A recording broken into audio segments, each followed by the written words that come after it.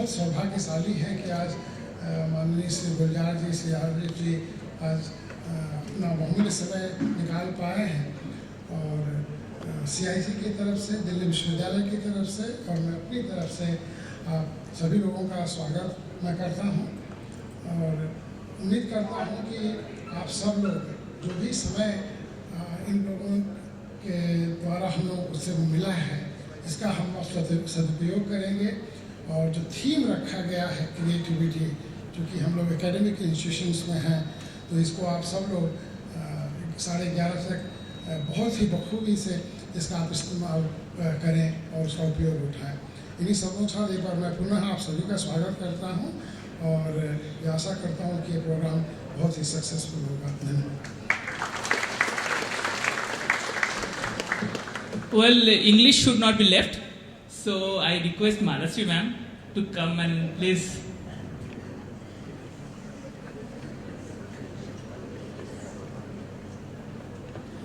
Good morning. But in welcoming Gulzarda, I have to remind everybody that he's a bit of a Bengali also. So I've always called him Gulzarda, and indeed very, very welcome. And welcome also to Shri Salim Arif. I think we should just get on with the program. It's a very special day to have both of you with us. Creativity पे बात करनी है। हाँ, इसमें मैं कहीं ना कहीं शामिल ज़रूर हूँ, कोशिश करता रहा हूँ, लेकिन वो क्रिएटिविटी क्या है? वो बाहर की चीज़ तो नहीं नज़र आती मुझे। वो ऐसी कोई चीज़ नहीं है कि बाहर से आए। बाहर की चीज़ें आपको उस क्रिएटिविटी में मदद ज़रूर करती हैं, जैसा मुझे महसूस होता है। हर शख्स की क्रिएटिविटी और उसका अंदाज और उसकी पहुंच और उसकी टेक्निक हर शख्स की अपनी है और अलग है। उसमें कोई एक बना बनाया उसूल नहीं लगता, मुझे ऐसा लगता है। मैं सिर्फ अपनी तजर्बे की बात कर रहा हूँ। वो हो सकता है कि आपके पास कोई और ही बात हो और उससे इत्तफाक कर लेना, वो क्रिएटिविटी है अपने आप का। बजाय इसके कि मैं मुनकर हूँ और मैं कहूँ कि नहीं ऐसा नहीं, ये ऐसे होता है। तो जहाँ मैंने कहा कि ये ऐसे होता है तो मैं एक फार्मूले में दाखिल हो गया। वो अभी प्रोफेसर फरमा रहे थे आप तो कि चाक तो चलता रहता है, घूमता रहता है तुम्हार का चाक। उस पर इसे बेटा अभी बंद कर दो, बाकी रिकॉर्ड हो रहा है, आप मत कीजिए।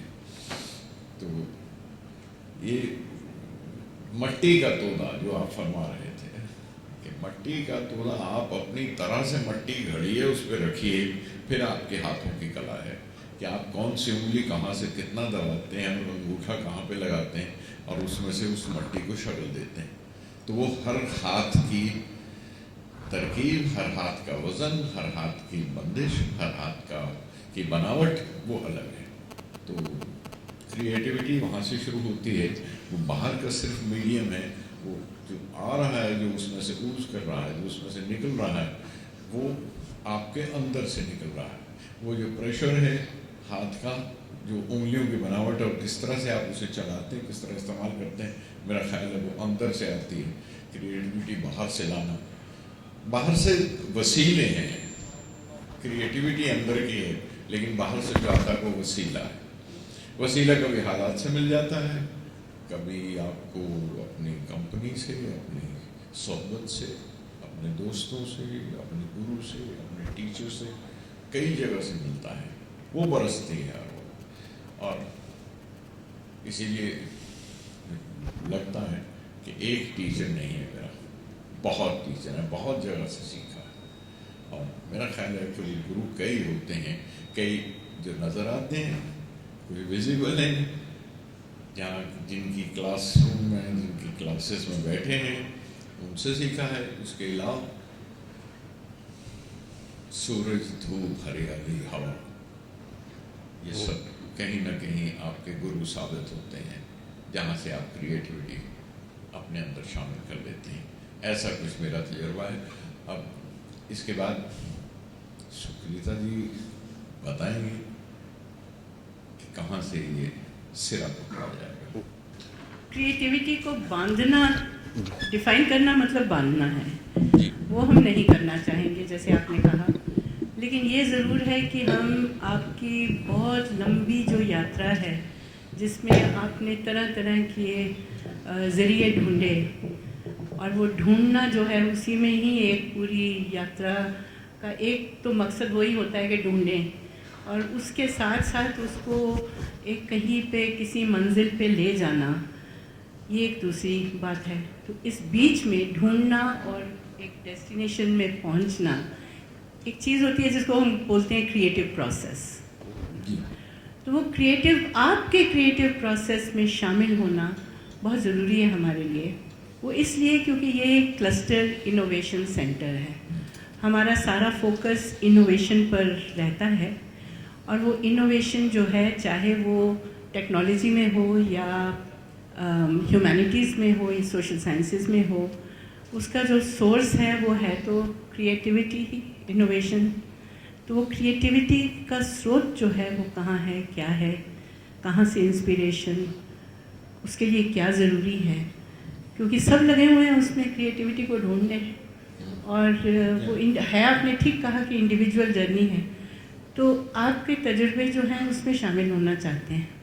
तो इस शुरुआत से अगर हम ये देखें कि मेरे मन में जो आता है, जो मेरी अपनी उसमें सब्जेक्टिविटी है, लेकिन मेरा ख्याल है कुछ बच्चे हमारे उसमें जुड़ेंगे, वो ये है कि आपके बहुत सारा लिटरेचर नहीं, सारी फिल्में नहीं, सारी पोइट्री नहीं, लेकिन कुछ हद तक आपका जो एक सोर्स रहा वो इंस्पिरेशन कहिए, वो पार्टीशन के साथ काफ़ी हुआ, चाहे वो लकीरें के ताल्लुक से। और हम लोग तो कहते हैं मेल्टिंग बाउंड्रीज़ हमारा एक बहुत बड़ा not only slogan but experiential level पे हम करना चाहते हैं।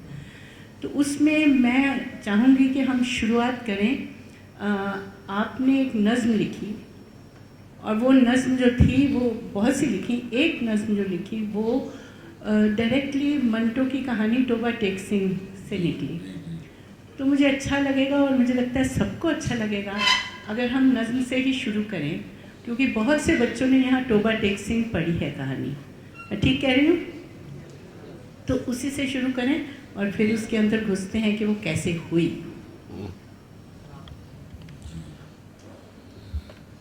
अच्छा हुआ मैं यहाँ आके खड़ा हो गया पहले।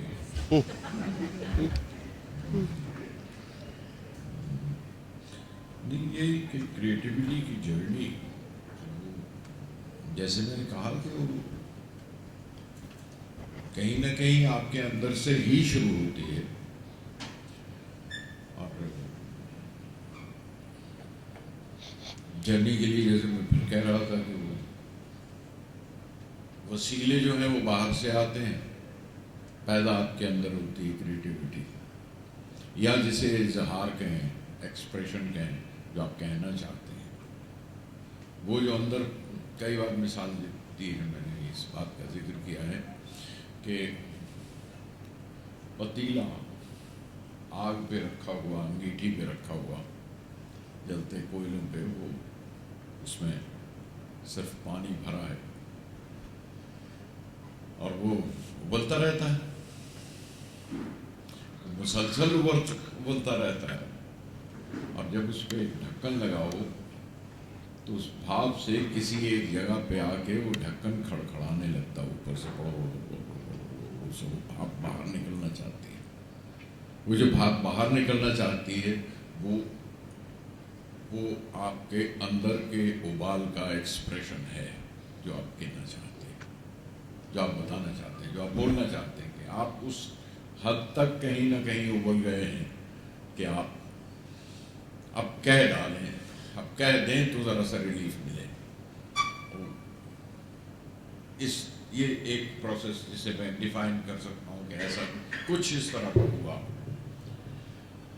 अब वो हर शख्स का अपना एहसास है कि वो कितना उबलता है, वो कितना खौलता है। हर शख्स अपनी तरह से अपनी क़ुव्वत के मुताबिक खोलता है, कहना चाहता है, कहता है, उसके लिए फिर जाके इजहार के लिए तरीके ढूंढता पूछता है तो क्लासरूम में आता है।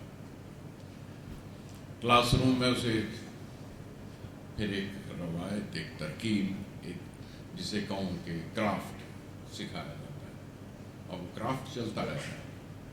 उस क्राफ्ट से आपको इजहार का एक तरीका तो ज़रूर मिलता है, लेकिन वो क्राफ्ट एक बंदिश भी है कि इन गलियों से होकर गुजरो, इन दीवार के पीछे से निकलो, यहाँ से एक दरवाज़ा मिलेगा, इस दरवाजे से एक और गली निकलेगी, उस गली से कहीं ना किसी न किसी लेवल पर आकर आप क्रिएटिविटी में उन गलियों से आज़ाद हो जाते हैं, उन दीवारें हटा देते हैं। मुझे कहते हुए अक्सर महसूस होता है कि मैं जितना पढ़ के आया था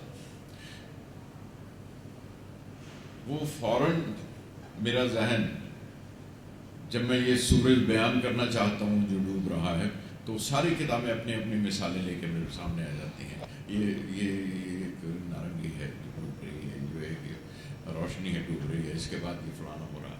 लेकिन वो किताबों को हटा के मुझे ये देखना पड़ता है मेरा अपना एहसास क्या वही है जो मैंने पढ़ा है, वरना मेरा अपना एहसास क्या है, मुझे कैसा महसूस हो रहा है, क्या वही है जो मुझे किताबों ने बता दिया ऑलरेडी। और वो एक बड़ा मुश्किल प्रोसेस था मेरे साथ कि किताबें मुझे वरगला रही, उन्होंने मुझे क्राफ्ट सिखा दिया है, उन्होंने ये तालीम ज़रूर दे दी है कि उसको बयान करने के लिए ये तरीके हैं, लेकिन पता करो कि तुम्हें महसूस क्या हो रहा है। अक्सर ही होता है कि हर शख्स का अपना तजुर्बा बिल्कुल अलग होता है। मुझे लगता है कि उस जगह पे आके वो तालीम क्राफ्ट के लिए तो ज़रूरी है, लेकिन वो वरगलाती है आपको, तो आपको सारी किताबें हटा के कहना पड़े नहीं मुझे तो ये उल्टी हांडी लगती है जो तप गई है, पढ़िए वो सूरज नहीं है, तो तब आपका अपना एक्सप्रेशन आता है। आपको लगता है कि नहीं ये पिलपिली सी एक नारंगी है पानी में जा रही है, तो वो आपका अपना एहसास है, उसमें आपकी किताबें शामिल नहीं है। तो मुझे लगता है कि वहाँ पे जाके वो क्रिएटिविटी ओरिजिनल हो जाती है। अब वो सारा उसके वसीले अलग अलग हैं, कई जगह आप कोट भी कर लेते हैं, कई जगह दूसरे ने इस तरह से महसूस किया था और या यूँ महसूस किया था, तो आपका जी चाहता कि हाँ नहीं this tallies with so much. ये 25 दूर किताबों से, 25 अफसानों से, 50 नज़मों से नहीं टैली कर रहा, लेकिन वो जो एक कहानी एक 51 नंबर की पढ़ी थी, 2 लाइनें पढ़ी थी ना कि streets run like tedious arguments from Iliad, तो आपको लगा यार ये एक्सप्रेशन जैसे मैंने इस्तेमाल किया है उसे गौरव किया था, उधार लिया था, इसलिए कन्फेस कर लिया कि मैंने इलियड से ये लाइन ली कि इन्होंने तो बल्ली मारा के मोहल्ले देखे नहीं, इन्हें कैसे मालूम कि streets run like tedious arguments, वो तो मुझे यहाँ महसूस हुआ है, तो I used it in one mind. तो वहाँ आप लेते हैं, उदाहरण भी ले लेते हैं बाहर से और वो भी इस्तेमाल करते हैं। मैंने कुछ ऐसे ही उदाहरण से ये नज़्म कही कि मुझे लगा मैं इस तरह नहीं कह पाता, इस तरह नहीं कह पाऊंगा जो मंटू ने कहा। मंटू ने टोबा टेक सिंह में क्या कहा है वो महसूस कर लिया मैंने, but I just wanted to pin down कि आपने क्या कहा मंटू ने। तो इट्स मोर दिस ये poem is more of a compliment to how well said by Mantu, and I'm trying to say it in my own way to pay my compliment to that great writer. Toba Tek Singh आपने पढ़ी है, आपने सुना है, के course में है, यहाँ पे किताब में है, किसी में, तो इसलिए मैं वहाँ पे हवाला देता हूँ कि मुझे वाघा पे टोबा टेक सिंह वाले बिशन से जाके मिलना है। बिशन सिंह नाम है उस कैरेक्टर का। मुझे वाघा पे टोबा टेक सिंह वाले बिशन से जाके मिलना है। सुना है वो अभी तक सूजे पैरों पर खड़ा है जिस जगह मंटो ने छोड़ा था। तो वो हवाला मंटो का आता है इस तरह से। उस कैरेक्टर को मैं नहीं जानता, मैं उससे मिला नहीं हूँ, लेकिन मंटो मिला है, मंटो ने बयान किया। मंटो ने कहा मुझे लगा कि उसने जो पैर सूजे हुए उसके एक जगह खड़े खड़े, वो मंटो ने कहा मैं महसूस कर सकता हूँ। तो इसलिए मैं मंटो का हवाला देता हूँ कि मंटो ने जहाँ जाके इसको खड़ा किया था वो अभी तक वहीं खड़ा है, मुझे उससे मिलना है। मुझे वाघा बेटोबा टेक सिंह वाले मिशन से जाके मिलना है। सुना है वो अभी तक सूजे पैरों पर खड़ा है। जिस जगह मंटो ने छोड़ा था वो अब तक बुड़बुड़ाता है, ऊपर दी गुड़ गुड़ दी मूंग दी दाल दी लालटेन। ये वो जो बुड़बुड़ करता रहता है। पता लेना है उस पागल का, ऊंची डाल पे चढ़कर जो कहता था। पता लेना है, आवाज पहुंच रही है जी। पता लेना है उस पागल का, ऊंची डाल पर चढ़कर जो कहता था खुदा है वो। उसी को फैसला करना है किसका गांव किस हिस्से में जाएगा। खुदा है वो, उसी को फैसला करना है किसका गांव किस हिस्से में जाएगा। वो कब उतरेगा अपनी डाल से, वो कब उतरेगा अपनी डाल से, उसको बताना है। अभी कुछ और भी दिल हैं कि जिनको बांटने का काटने का काम जारी है। देर कम्स कि वो तायीद करता हूं मैं उसकी, जो मंटू ने कहा, जो उस वक्त के हालात हैं। वो कब उतरेगा अपनी डाल से, उसको बताना है। अभी कुछ और भी दिल हैं कि जिनको बांटने का काटने का काम जारी है। वो बंटवारा तो पहला था। And I start my expression into it. अभी कुछ और बंटवारे हैं, बाकी हैं। मुझे वाघा बेटोबा टेक सिंह वाले मिशन से जाके मिलना है। खबर देनी है, खबर देनी है उसके दोस्त अफजल को, मुलायना सिंह, वधावा सिंह, पैन अमृत।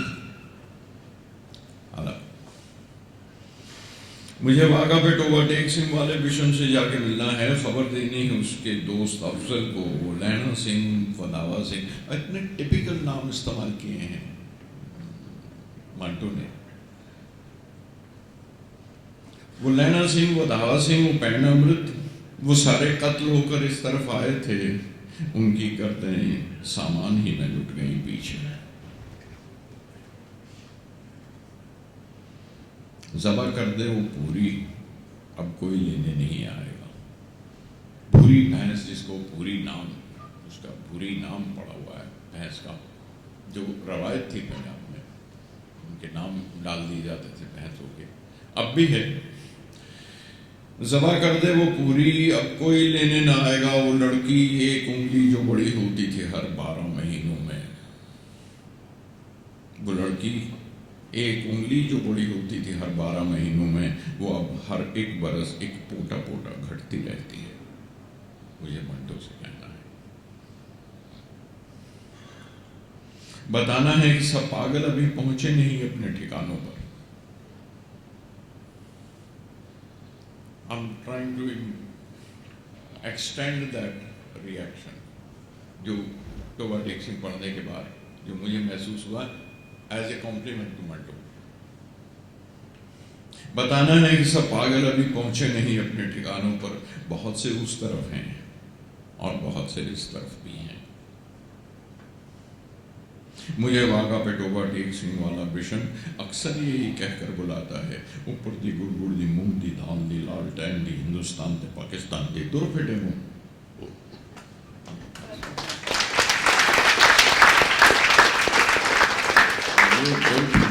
इतना खूबसूरत इस्तेमाल किया है मंटो ने। मैं बाद में कई बार जिक्र हुआ, बाबा से भी जिक्र हुआ, उनका नहीं, ये मिसराब नहीं कहना चाहिए। शायद इस वक्त मंटो होता तो ऐसा ना लिखता। मुझे नहीं लगता कि वो अब भी ना लिखता। मुझे लगता है कि वो अब भी लिखता तो ऐसे ही लिखता जैसे उसने उस वक्त लिखा। बहुत अच्छा।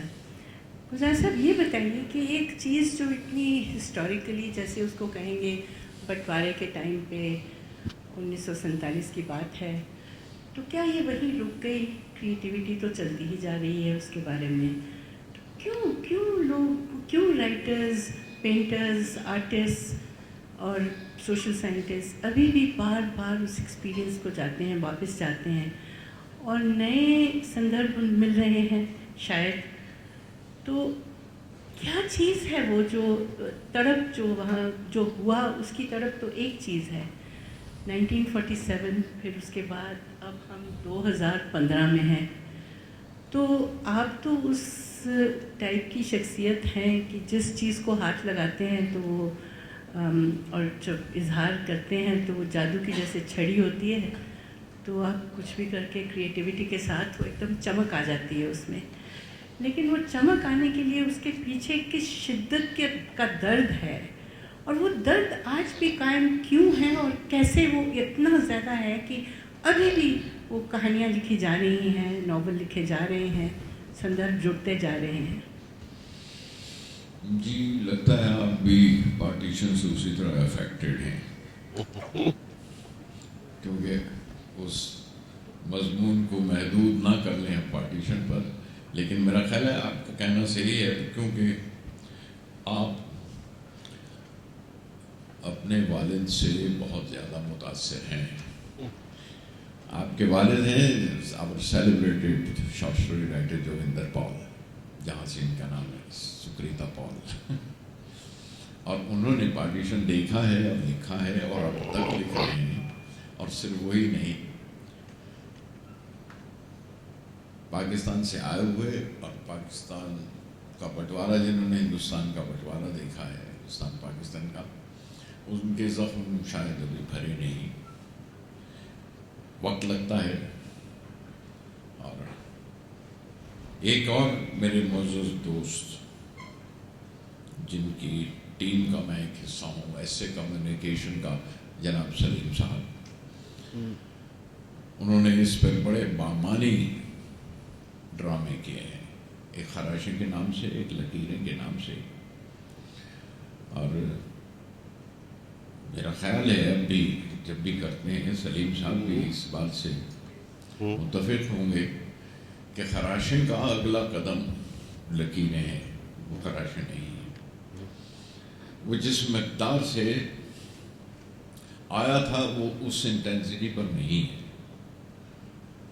लेकिन क्योंकि ये वक्त बहुत लग रहा है और वो ज़ख्म पूरी तरह नहीं भरे हैं वाकई, क्योंकि एक होड़ लगी हुई थी जब आए थे, और वो पनाहगुज़ीन, वो शरणार्थी, वो रिफ्यूजीज आके इधर बसते बसते बसते बसते अभी तक बस रहे हैं, वो पूरी तरह बसे नहीं। घर मिल गए हैं, घर मिलने से बस नहीं आता, मकान मिलने से बस नहीं आता, नौकरी मिल जाने से, पानी बिजनेस शुरू हो जाने से बस नहीं जाता। वो अभी तक बस रहे हैं। इसीलिए जब तक ये गुजर नहीं जाएगा ये दौर, उसका जो कहते ना जनरेशन कम हो गई ट्रांसफ़र करने में, वो जनरेशन लॉस होता जा रहा है जैसे जैसे वो अगली जनरेशन तक जा रही है बात। तो वो कहीं जाके उम्मीद करता हूँ कि वो ख़त्म होगी, क्योंकि ये ज़रूरी है। ये जो एक सियासी दौर था, एक सियासी अमल हुआ था हिंदुस्तान पे, एक रिएक्टर था, उसको कहीं ना कहीं एक्सेप्ट तो करना पड़ेगा आपको। आप उसी नॉस्टैल्जिया में और उसी दर्द में तो नहीं जी सकते। दर्द कुछ देर ही रहता है, हमेशा के लिए होता नहीं। जब दर्द की रसद कम होने लगती है तो कम हो जाएगा, लेकिन वक्त लगेगा। लेकिन इस बात को एहतराम के साथ मानना पड़ेगा कि पाकिस्तान एक पूरा वजूद है, उसका वजूद है, तो उसे एहतराम से देखना पड़ेगा। वो दूसरा मुल्क है और आपका पड़ोसी, उसे वो एहतराम देना पड़ेगा, वरना आप ये दर्द भर नहीं पाएंगे कभी भी, क्योंकि वो तो रहेगा, वो लकीर तो रहेगी। अब लकीरें हैं तो रहने दो। चलो इसको, लकीरें हैं तो रहने दो। आपको याद नहीं है शायद जी, मेरे पास नहीं है, लेकिन जी उसका ख्याल ये है कि लकीरें हैं तो रहने दो, चलो आओ लकीरों को कबड्डी का पाला बना लें और खेलें कबड्डी। मैं उस तरफ जाऊं तो मेरा हाथ पकड़ लेना, मुझे तुम टांग से खींचना और मुझे लिपट लेना और मुझे वापस ना आने देना, और तुम इधर आओ तो मैं तुमको लिपट लूं, कौन से पकड़ूं, टांग से पकड़ूं और तुम्हें वापस न जाने दूं उस सरहद छूने के लिए कि ये लकीरें जो हैं ख़त्म हो गई, ये ख़त्म हो चुकी हैं। चलो इन लकीरों को आप कबड्डी का पाला बनाएं और खेलें कबड्डी।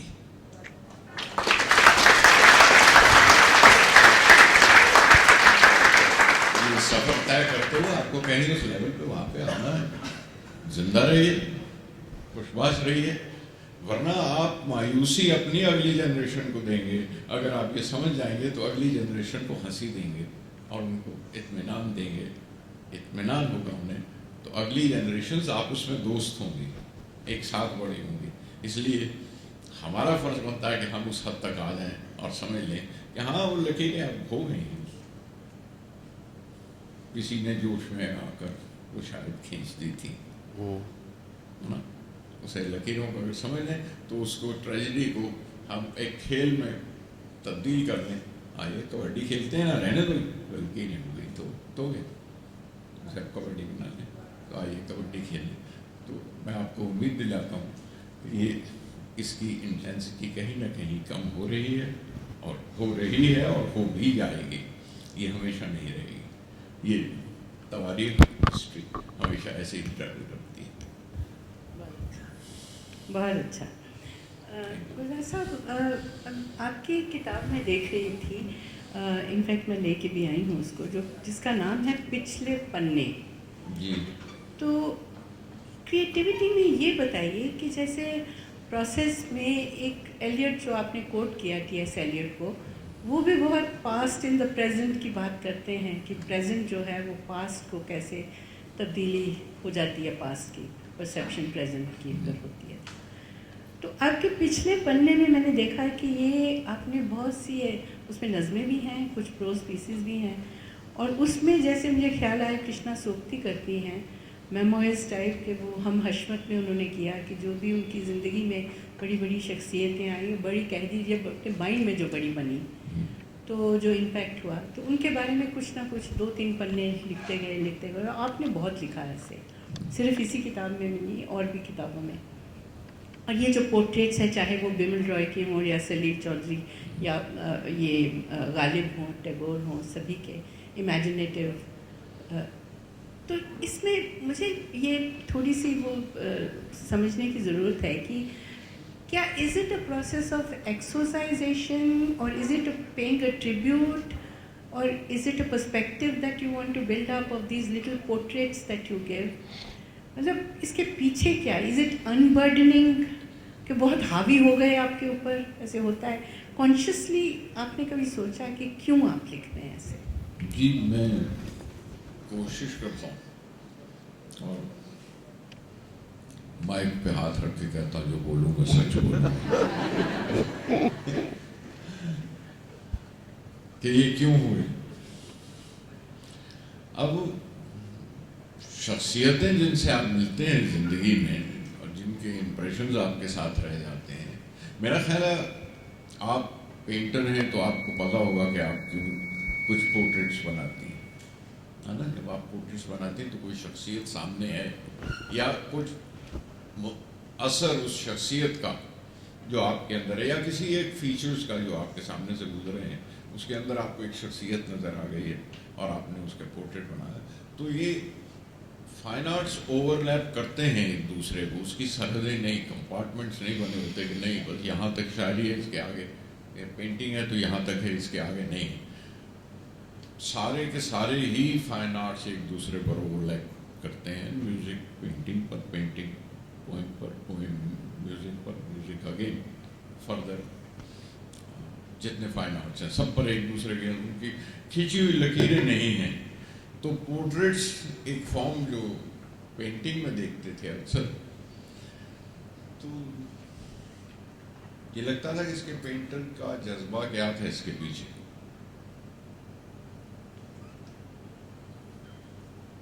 तो ये नज्म में क्यों शामिल नहीं हो सकता? नज्म में मैं लैंडस्केप क्यों नहीं डिस्क्राइब कर सकता, उसे क्यों बयान नहीं कर सकता उसका? तो मैंने लैंडस्केप भी लिखे, स्टिल लाइफ भी लिखी और उसमें पोर्ट्रेट्स भी बनाए। अब वो पोर्ट्रेट्स फीचर्स का डिस्क्रिप्शन नहीं है, उसका बयान नहीं है कि ये इसकी नाक ऐसी है, उनकी आँख इस तरफ है, ये नहीं। वो काम मैंने आप पर और कुछ दूसरे पूरे पेंटर्स पर छोड़ दिया।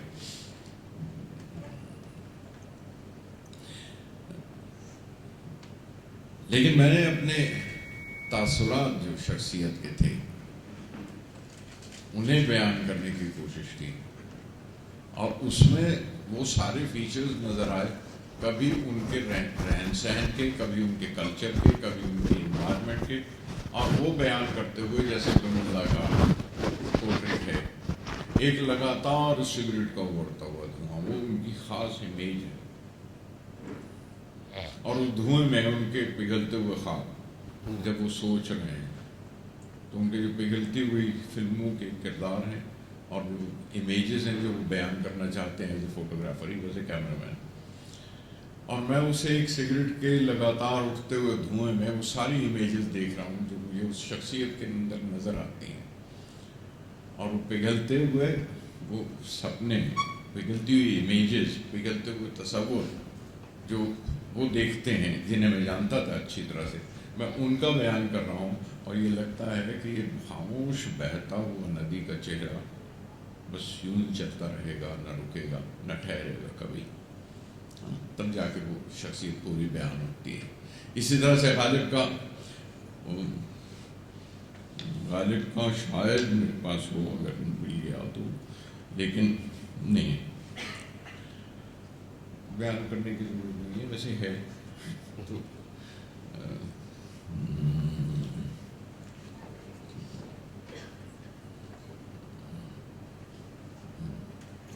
सुनिएगा तो मैं सुना देता हूँ।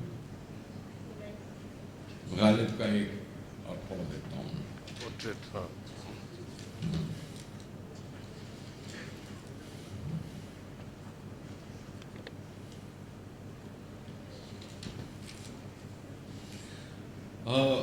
आप तो सब दिल्ली से हैं, आप तो हमेशा इन जगहों पे घूमते रहे होंगे जहाँ पे मैंने T.S. एलियट की उधार ली हुई लाइन का जिक्र किया था, वो आपको बता देता हूँ कि बल्ली मारा के मोहल्लों की वो पेचीदा दलीलों की सी गलियाँ, ठीक नकल की ना T.S. एलियट की।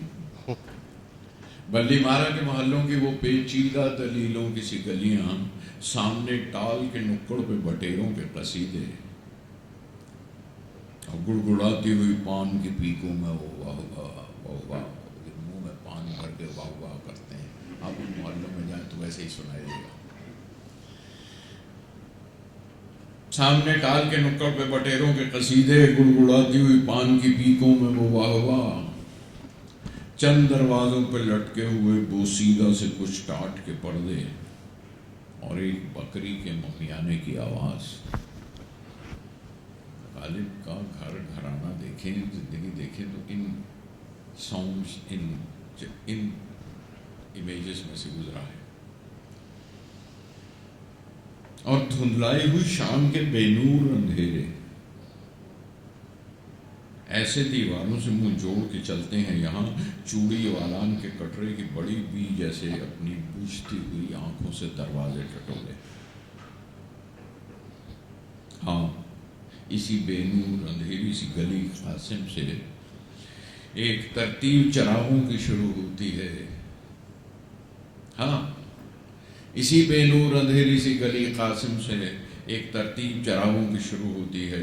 एक कुरान सुखन का सफ़ा खुलता है, असदुल्लाह खां का पता मिलता है। असदुल्लाह खां का पता मिलता है जी।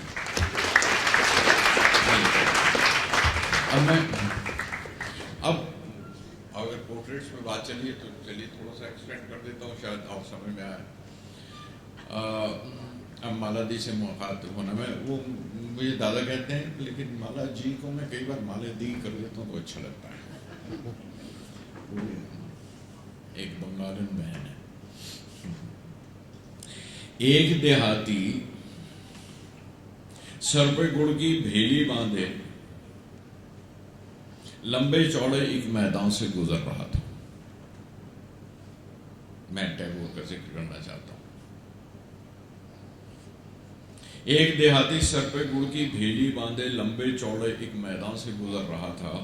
गुड़ की खुशबू सुनकर भिन भिन करती एक छतरी सर पे मंडलाती थी।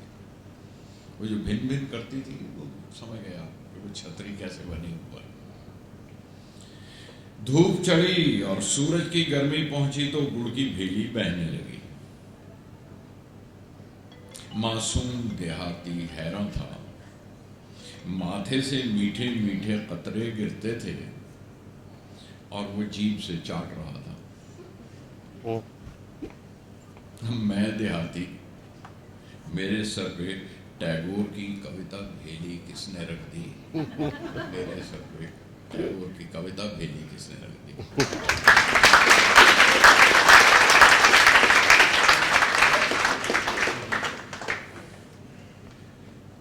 মনে পড়ে জীবনানন্দ দাশ। জীবনানন্দ দাসের পোর্ট্রেটটা কিভাবে ডিসক্রাইब করবো बोलूं। उनकी अगर नज़्में पढ़े हैं तो उनमें वो images and his death very tragic. Tram ने मार दिया गिरा, ट्राम पर से गुजर गई। वेरी और इतना बड़ा शायर बना। मॉडर्न ईरा मेरा ख्याल है पूरे का पूरा डिस्क्राइब होता है टैगोर के बाद तो Jibanananda Das. Is that right? मैं आधी नींद में था उसने जब आवाज दी थी। अब ये उनकी पोइम्स अगर पढ़े हो आपने तभी वो इमेजेस सारी उनकी पोइम्स में से हैं जो मैंने इस्तेमाल किए हैं। मैं आधी नींद में था उसने जब आवाज दी थी, वो शायद कूद के उतरा था चलती ट्राम से और झील के पानी में पांव जा पड़ा था। झील के पानी से राजहंस अपने दोनों पंख खोले शायन शायन उड़ गए थे। This image is from his poem. कुछ इस तरह की इमेज उनकी एक पोएम है। वो झील से जो शायन शायन करते हुए वो बड़े कमाल की इमेज है। But I looking through a dream. मैं आधी नींद में था उसने जब आवाज दी थी, वो शायद कूद के उतरा था चलती ट्राम से और झील के पानी में पांव जा पड़ा था। झील के पानी से राजहंस अपने दोनों पंख खोले शायन शायन उड़ गया था। सुनाली धूप की महकार पंखों से गिरा के चील अपने आशिया में लौट आई थी। Again a reference to his another poem. मैं आधी नींद में हूँ, धुआं है छटपटा है शाम का जाड़ों का कोहरा और उसमें ट्राम की दो पटरियां हैं, पटरियों में खून चमकता है। कोई दो पटरियों के बीच पड़ता आ रहा है नज्म बंगला में आजाद बछड़ धोरे আমি পথ হেঁটেছি এই পৃথিবীর উপরে। This is a very famous poem. I think the most famous poem of it. आजाद बछड़ धोरे जी। पोर्ट्रेट तक तो मैं आ गया जी, बहुत बढ़िया। तो यही है, यही खूबसूरती है कि हम जो भी सोचें टैगोर के बारे में या गालिब के बारे में या किसी का, तो परसेप्शन तो अपना अपना है। जी जी जी जी। माफ़ी चाहता हूँ मौके हुआ कि जो मैं कह रहा था कि आपके अंदर से क्रिएटिविटी पैदा होती है। Even if you are reading others, दूसरों का मुताला करते हुए, दूसरों को मुताला सही है जी, दूसरों का मुताला करते हुए भी आपके अंदर से जो भाव उठती है वो बड़ी खूबसूरत है, वो पकड़ लेने के काबिल है। तो इन कुछ नज़मों में आप देखिए कि मैं दूसरों को पढ़ के जो मेरे अंदर वो भाव उठती है, मैं उस भाव को बयान करने की कोशिश कर रहा हूँ। वो भी उसी क्रिएटिविटी का हिस्सा है। जी गुलजार साहब, मैं ये देख रही थी कि मतलब क्या बताएं, इसमें अजीब सी दास्तान है आपकी। और वो ये है कि जैसे ये किताब मुझे गुलजार साहब ने कुछ साल पहले, 2-3 साल पहले दी। This is like Hindi for heart. और मैं ये देख रही थी कि कायदा है, मैंने खोला भी नहीं कुछ 2-3 दिन जब मिला, तो मैंने कहा कि कायदा ABC क ख ग सुनाए, तो मैं तो जानती हूँ हिंदी। ये पढ़ के पता चला मैं नहीं जानती हिंदी। मतलब इसको आप कैसे बना दिया। मैं तो ये तो आप देखिए, कोई भी पन्ना खोलिए और उसमें आप अ से शुरू होता है। अक्षर चुप चुप के होंठों से अनपढ़ को आवाज़ मिली है, अमृत को परवास मिली है। अ पे ऐसे ही फिर आगे चलते जाइए, मतलब कमाल है। कैसे नहीं आप घुसेंगे क्रिएटिविटी में सिर्फ कायदा पढ़ने से। This is a real primer for creativity, actually a primer for creativity. और चतुर्वेदी साहब अगर आप अलाउ करेंगे तो इसको प्रिस्क्राइब कर दीजिए यहाँ। अच्छा, इस किताब के पोस्ट पर जो लिखा हुआ है वो आप पढ़िए, हिंदी सलीम साहब अपनी आवाज़ में पढ़िए। ये देखिए, सेज ज़बान सीखने की ज़रूरत किसी भी उम्र में पड़ सकती है, ऐसे ही जैसे इश्क किसी भी उम्र में हो सकता है।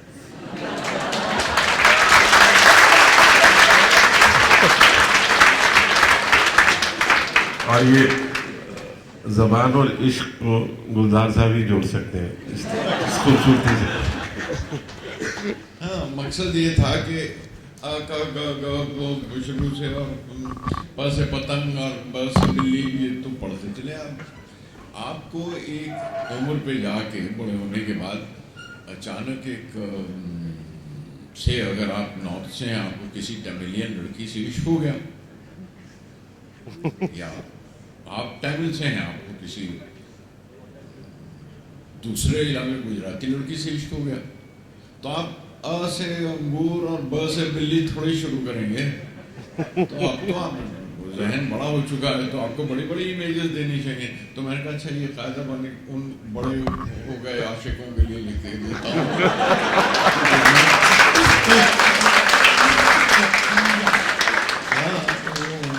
किसी भी उम्र में ज़बान सीखने की जरूरत पड़ सकती है। Welcome welcome. हाँ, and that is a process of integration. Sir नमस्कार, आइए। माफ़ी चाहता हूँ, आपके आने से पहले बिना इजाज़त ये कटारे में बुला लिया गया था, तो मैं बोलना शुरू कर। मैं माफ़ी चाहता हूँ, कारणवश देर हो गया, लेकिन you welcome to the university sir. Thank you.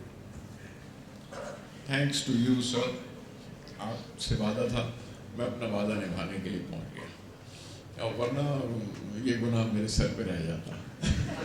बहुत बहुत शुक्रिया, बुला लिया।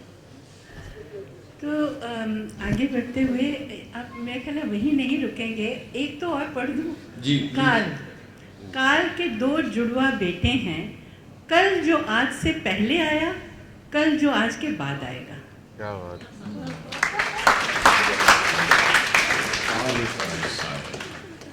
तो मतलब सारा टाइम अब ये क्लस्टर इनोवेशन सेंटर सीखने के लिए don't you think this is easier now at this age? और क्लस्टर इनोवेशन सेंटर में इसको अगर हम एनालिसिस के लिए दें तो फिजिसिस्ट इसको कैसे देखेगा, टाइमलेसनेस कहाँ पे आएगी, और जो लीनियरिटी है कहाँ से आएगी, लिटरेचर वाला कैसे देखेगा, हिस्ट्री कैसे देखेगा।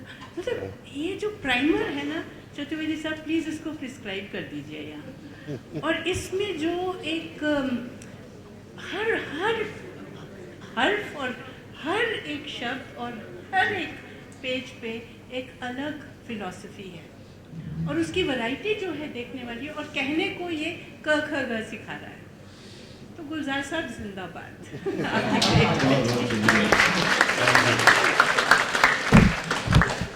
और ये हाँ,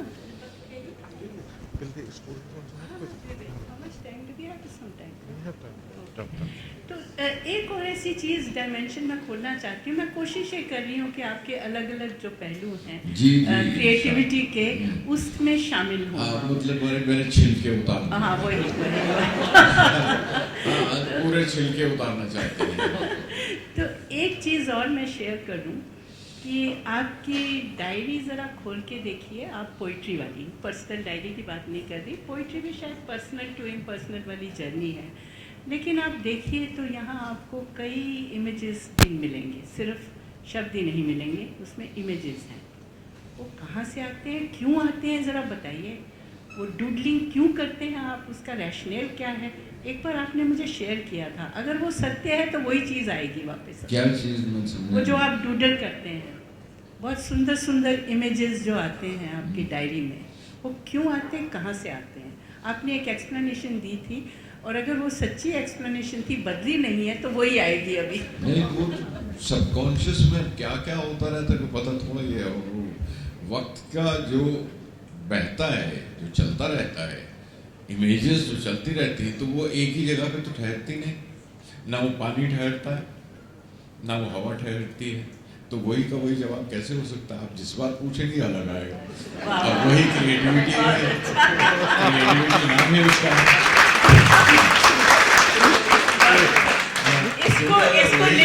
तो फिर क्रिएटिविटी किस बात की? और लिटरेचर वाले इसको कहते हैं पोस्ट मॉडर्निज्म। सब बदलते रहते हैं।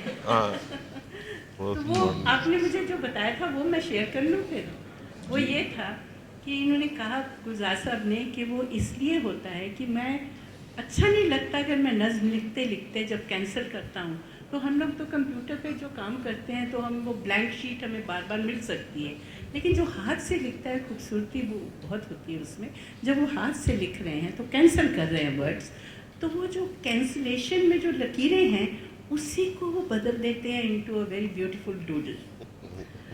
और वो अलग अलग शेप्स उसकी जो हैं वो नज़र आती हैं और बहुत खूबसूरत। और बाद में अगर वक्त मिलता है तो वो बैठ के उससे इंस्पायर होके पेंटिंग्स भी करते हैं। तो गुलजार साहब, तो क्रिएटिविटी की जो बात हो रही थी, मैं ये कह रही थी कि वो भी एक सफाई, पेज में एक सफाई करने का एक तरीका है। इवन टू जस्ट कल out the what looks bad to the eye, he creates an artistic image out of it. तो आप कुछ कहना चाहेंगे उसके बारे में? कि नहीं, आप कहेंगे। ठीक है, मैंने कह दिया। अच्छा, लैंग्वेज। गुलजार साहब, यहाँ हम एक सब्जेक्ट पढ़ाया जाता है, जो पढ़ाया नहीं मतलब एक्सपीरियंशली सीखा जाता है, वो है आर्ट ऑफ कम्युनिकेशन। आप माहिर हैं इसमें, और आप क्या सजेस्ट करेंगे कि क्या इसमें हम सजेस्ट, क्या मतलब हम इंस्पिरेशन, आप इंस्पिरेशन के सोर्स हैं कि आर्ट ऑफ कम्युनिकेशन में जैसे आप लफ्ज़ों को सादगी के साथ इस्तेमाल करते हैं और बड़े कॉम्प्लेक्स आइडियाज़ उसमें आ जाते हैं, लेकिन बहुत सिंपल वर्ड्स। तो लैंग्वेज के बारे में आप कुछ कहिए, लैंग्वेज ऑफ पोइट्री। जी, मेरे लिए जो बोलचाल की ज़बान है वो नज़्म की ज़बान से अलग नहीं है, सिवाय इसके कि बोलचाल की ज़बान में मैं आदि नहीं हूँ, लेकिन कभी अगर ज़ेरे लब भी गाली आ जाए तो वो नज़्म में शामिल नहीं होती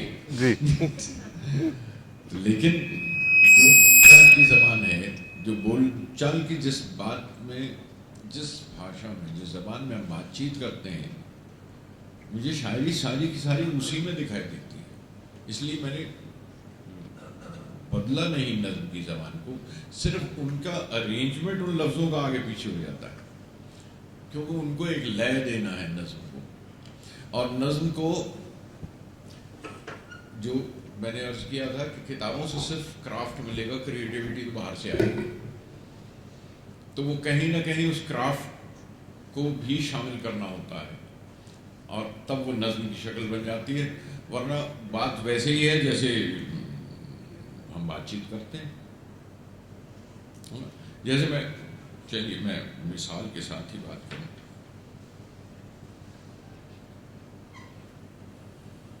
अब इसमें कोई, देखिए, मैं जो रोज़मर्रा की ज़बान है वही इस्तेमाल की है।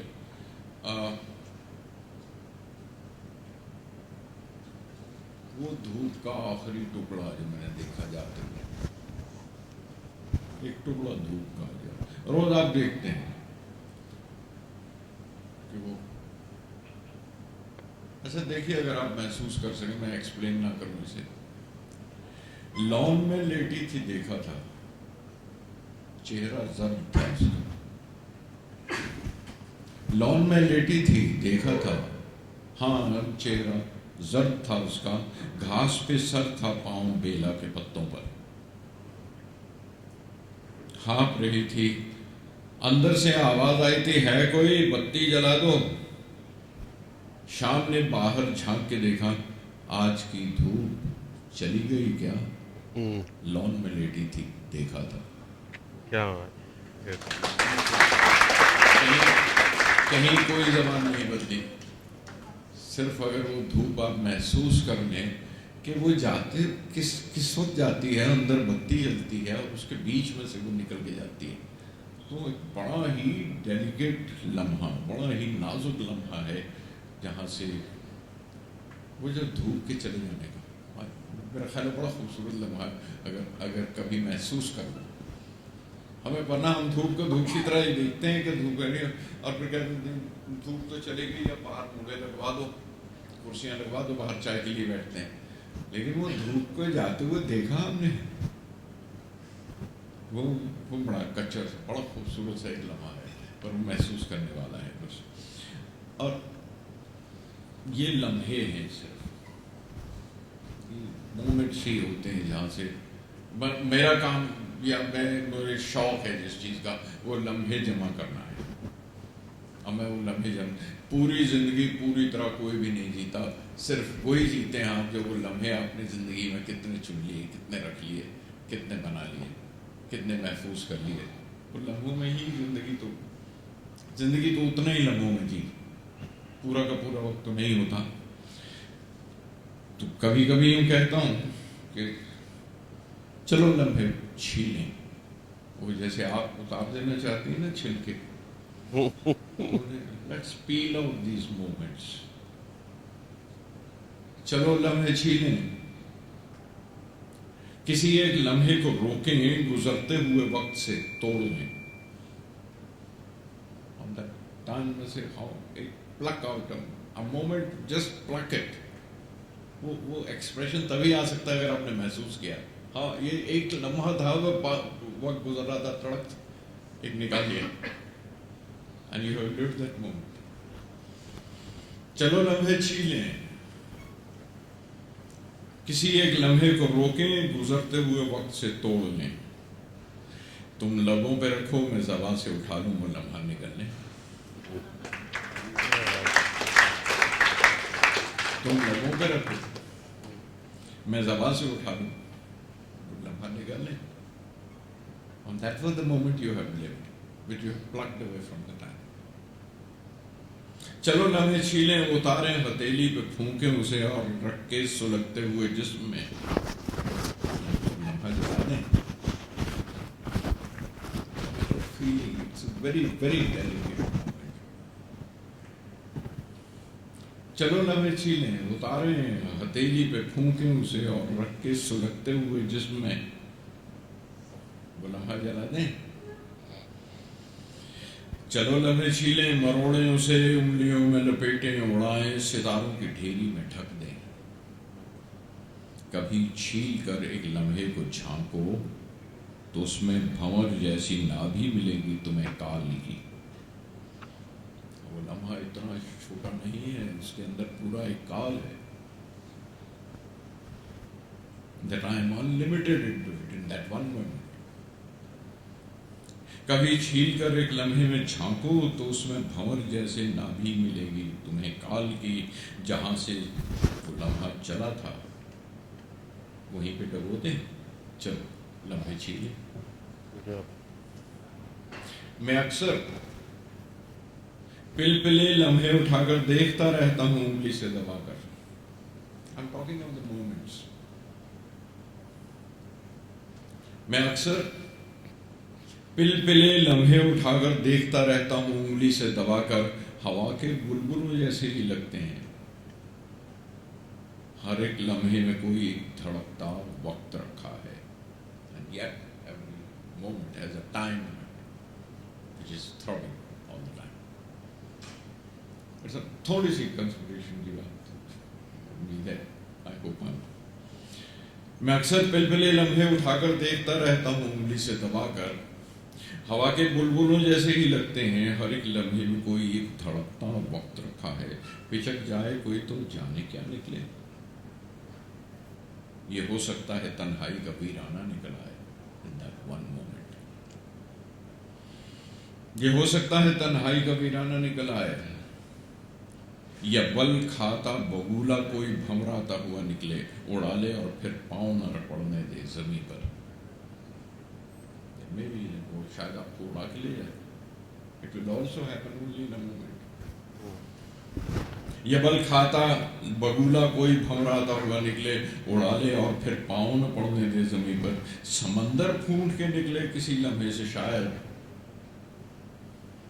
समंदर फूट के निकले किसी लम्हे से शायद, और आंख भर जाए।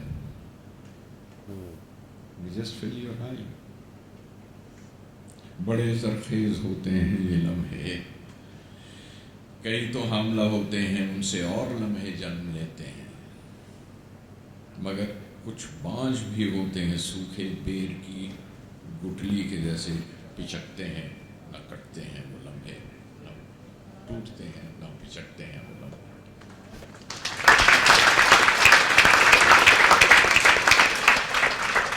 तो बहुत सीरियस हो गई है। बहुत अच्छा, बहुत अच्छा। चलिए कुछ मंजर सुना दूँ आपको मैं। जी। अब ये भी आपने आस पास देखी तो होगी।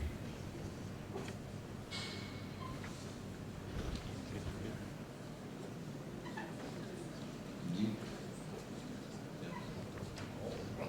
क्या?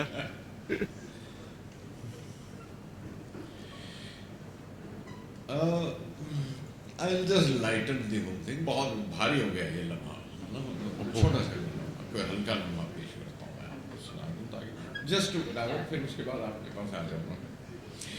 घाट की सीढ़ियों पे बैठी हुई कब से वो पाँव धो रही है पानी में। एड के बैनर्स देखें कभी आपने आते जाते हैं, है ना, हम गुजरते हुए देखते हैं और नीचे से पानी बह रहा है, दरिया बह रहा है, ऊपर एक बैनर लगा हुआ है, उसका रिफ्लेक्शन है उसके अंदर। घाट की सीढ़ियों पे बैठी हुई कब से वो पाँव धो रही है पानी में, रोज ही देखता हूँ मैं, एक साबुन का इश्तिहार है पुल पर।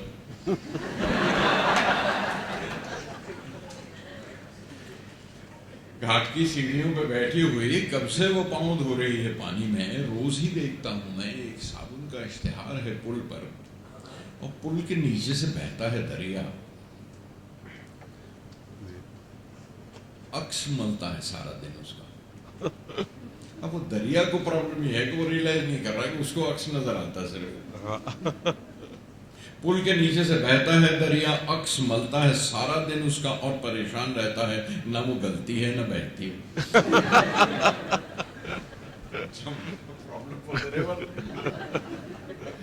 कि वो बहती भी नहीं, गल भी नहीं रही, पानी जो मल रहा है सारा दिन। तो आई थॉट इस तरह अगर अब होटल की खिड़की, these are of small little वो कार्टून, और अब आर के लक्ष्मण तो नहीं हो सकता, लेकिन उसके जैसे ना छोटे छोटे मोमेंट्स वो पकड़ लेते हैं। तो हमने देखे हैं चारों तरफ। होटल की खिड़की से नजर आती है मुझे होर्डिंग पर खड़ी वो ढीठ सी लड़की, जिसकी स्कर्ट हवा में उड़ती रहती है। देखिए कहीं पड़ा होगा ऐसा ना ऐसा, नजर तो पड़ा होगा, मार्क नहीं किया। मैं सो आई प्रिजर्व दैट फॉर यू, आपके लिए वो लम्हा पकड़ के लिया। होटल की खिड़की से नजर आती है मुझे होर्डिंग पर खड़ी वो ढीठ सी लड़की, जिसकी स्कर्ट हवा में उड़ती रहती है। सारा दिन तो उसकी हंसी एक शोक शरारत लगती है, साइकिल रिक्शा वाले ठट्ठा करते हैं, वो मजाक करते रहते हैं। रात को म्यूनिसिपैलिटी की रोशनी में लेकिन उसका किरदार बदल जाता है, फुटपाथ पे सोने वाले उस पर फूंके मारा करते हैं।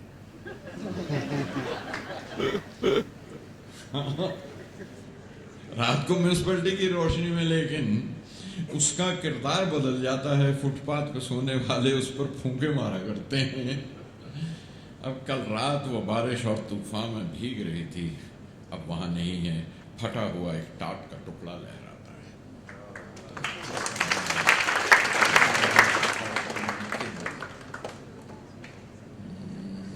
अब क्या करूं?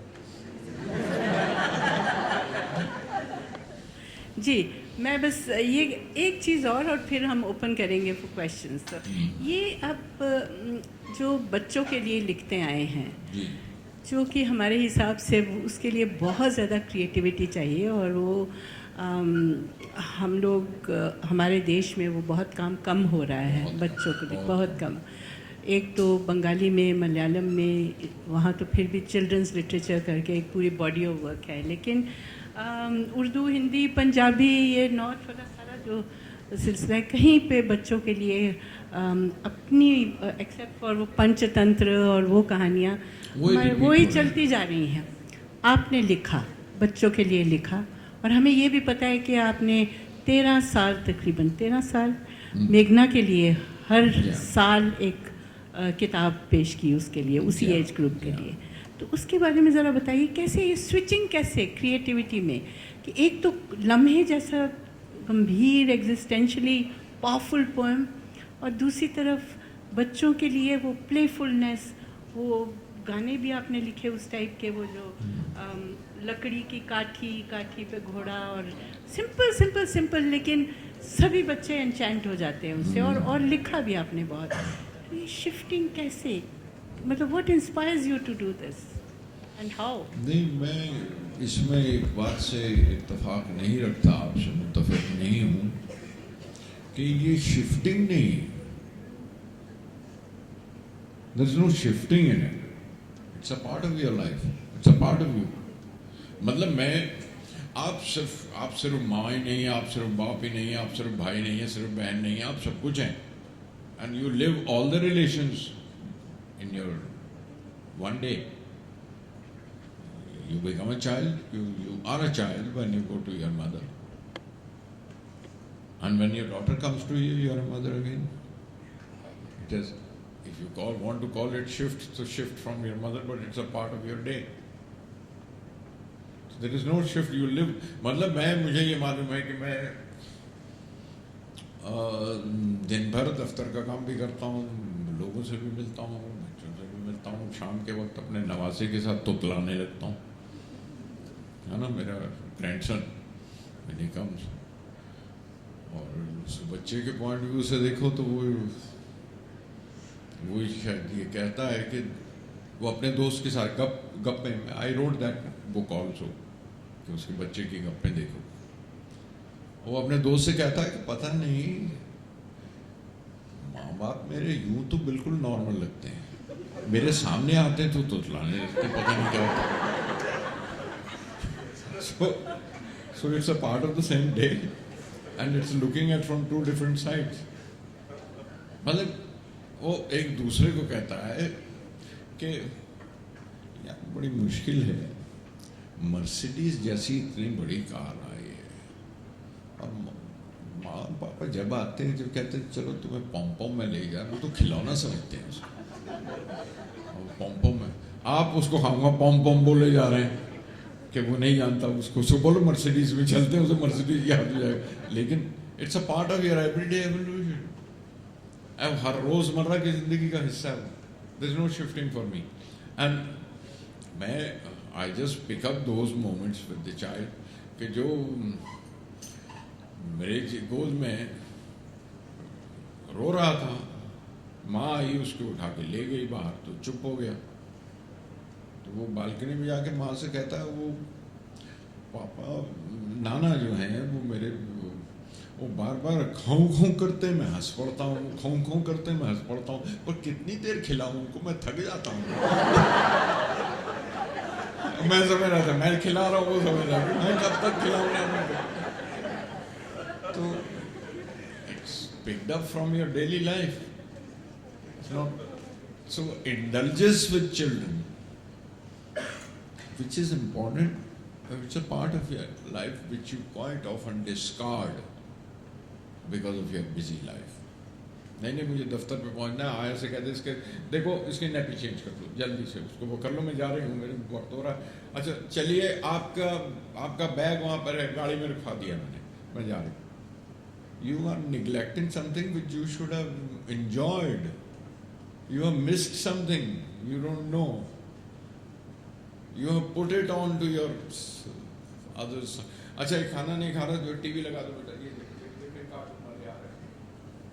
Your child is becoming lonely day by day, you are making him lonelier, so it's not the child will grow up, catch up, but you don't know what you have missed, you have missed much more, than the child.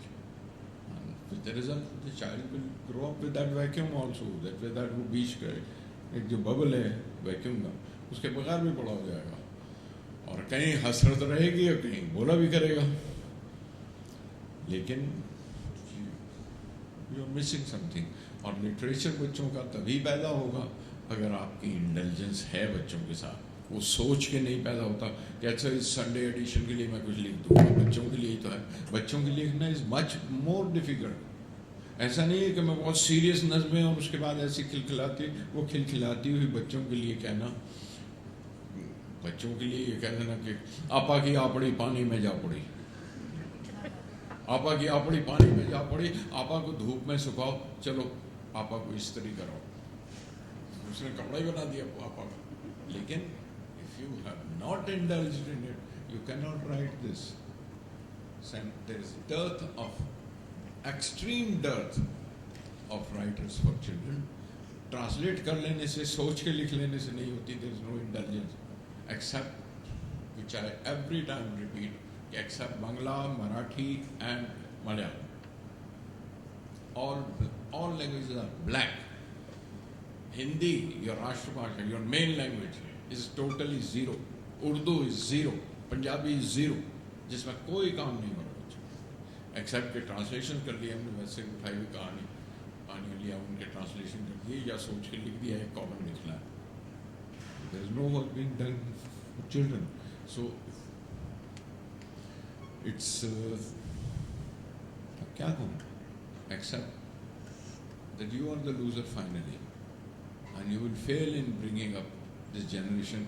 बड़ा आराम है जब ना कहना ये हमारी future है, ये हमारे आगे का हिंदुस्तान है इन बच्चों में आने वाला. It's just a word. You are not feeling it. तो महसूस नहीं हो रहा है कहीं भी. बगैर महसूस किए एक जुमला चला आ रहा है कि this is the future generation, future gold bearers of India.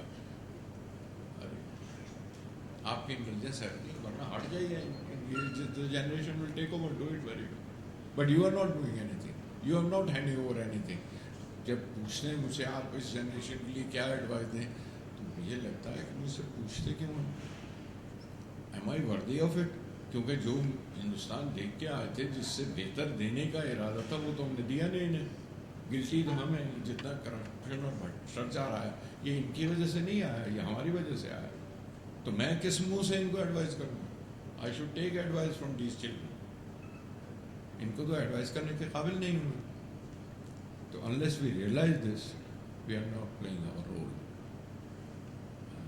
माफ़ी चाहता हूँ अगर मैंने बहुत सीरियसली आपको कह दिया, पर सच्ची कही, वही मैंने कहा माइक पे हाथ रख के कहूँगा, सच बोलूँगा और कुछ नहीं.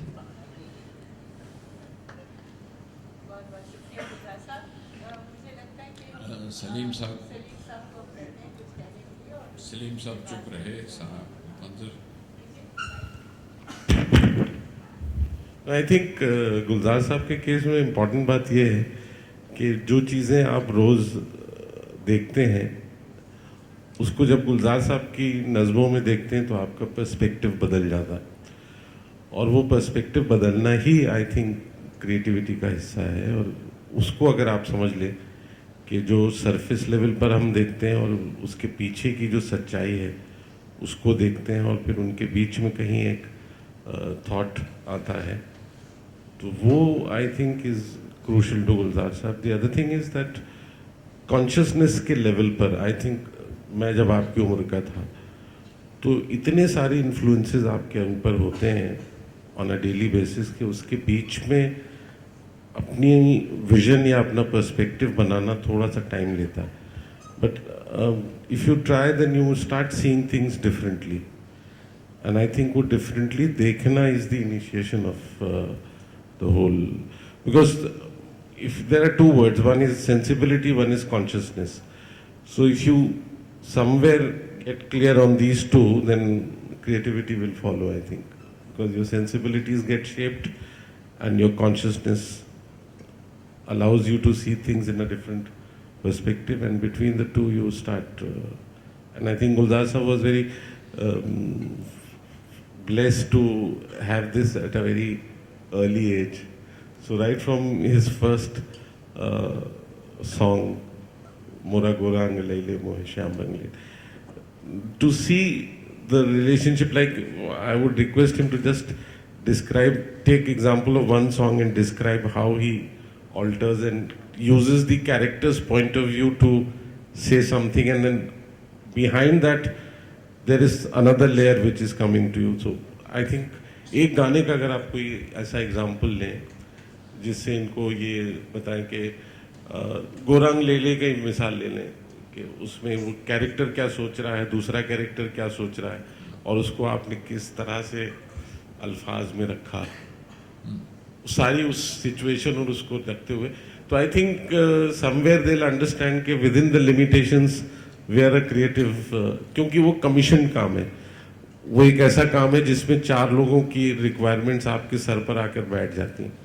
हम अभी बात कर रहे हैं कैसे जॉनर की जहाँ पर आप खुद क्रिएटर हैं और आप खुद अपनी ऑडियंस हैं, which is poetry writing, then it goes on to the public domain. But for commission work of art जिसमें एक आर्ट रह जाती है, I think it's important to understand this. जी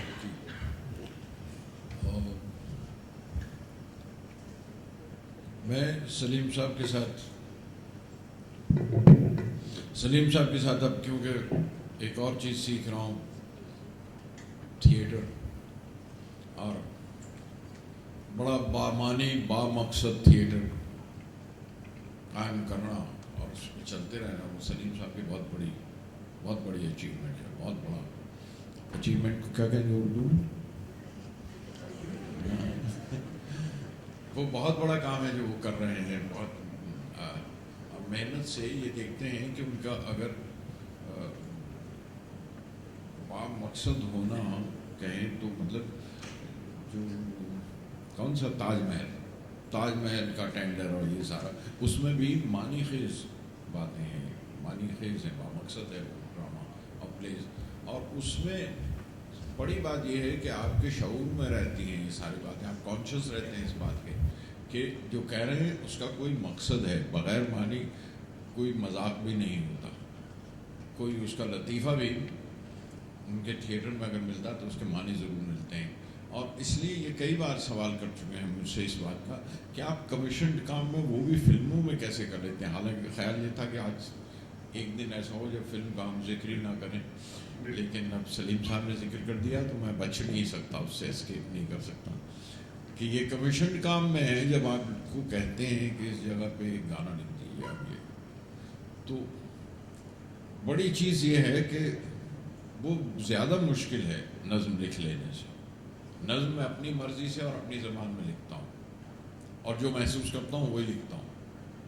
लेकिन फिल्म के काम में एक कहानी है, एक कहानी की एक सिचुएशन है, एक मोड़ है, उसके अंदर एक कैरेक्टर है और एक किरदार, उस किरदार की ज़बान, वो जिस ज़बान में बातचीत कर रहा है, जिस ज़बान में वो डायलॉग बोल रहा है, गाना है इसको भी अ पार्ट ऑफ द सेम. मतलब उसकी गाने की ज़बान मुझे वही रखनी होगी और उस सिचुएशन के साथ वाज़ेह करनी पड़ेगी. वो उसको सबको ख्याल रखते हुए उसके ऊपर तो ये कि आपको मीटर दे दिया गया है, ये गाने की धुन दे दी गई, आप इस धुन के अंदर शामिल कीजिए मूवी, तो ज़रा सा मुश्किल काम तो है, तो उस पर मेहनत ज़्यादा करनी पड़ती है. लेकिन उसमें सिर्फ अल्फाज भर देना काफ़ी नहीं. तो वो शऊर की बात है कि आप उसमें से भी कोई लेयर निकालने की कोशिश करें, खोज लें, ज़रा सा कुरेद लें तो आपको उसके अंदर भी मानी मिलेंगे. बीड़ी जलाए ले बेमानी नहीं है, ऊपर से सुनने में है बीड़ी जलाए ले जिगर से पिया, लेकिन पूरा ज़मींदाराना सिस्टम उस गाने के अंदर शामिल है. अगर आप ज़रा सा कुरेद के उसे देखें तो उसके ये दूसरी लेयर है. तो अब एक जैसे एक खूनी जो आम कैरेक्टर है हमारे यहाँ कि भाई बात बात पे उठा के बंदूक उठाई होगी, ये आदमी बहुत बोलता है, उसको उड़ा दिया.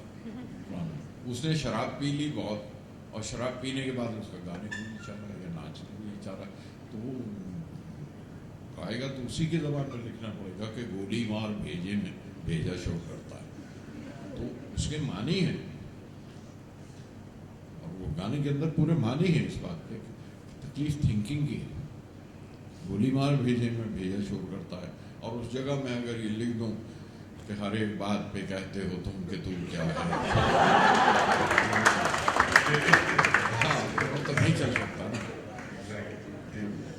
ये एक है, वो आपको किसी न किसी लेवल पर कॉन्शियस होकर उसको बामानी बनाना, वो जिम्मेवारी का एहसास है, और मैं वो जिम्मेवारी कोशिश करता हूँ पूरी तरह निभाऊं।